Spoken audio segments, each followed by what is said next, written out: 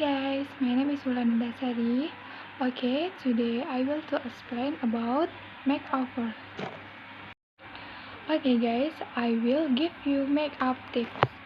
Number 1, always start with cleanser and moisturizer skin. This helps prime the skin for makeup. Number 2, determine coverage. For full coverage, best for client with problem skin. Use a liquid or cream foundation. Use medium cover formula for client with light blemish. For light cover, use a thin moisturizer. Number 3.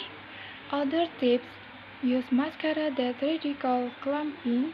Block the first layer of lipstick, so the second layer lasts longer. Only apply blush to the apply use of the cheek to avoid a lousy look. Okay, thank you guys.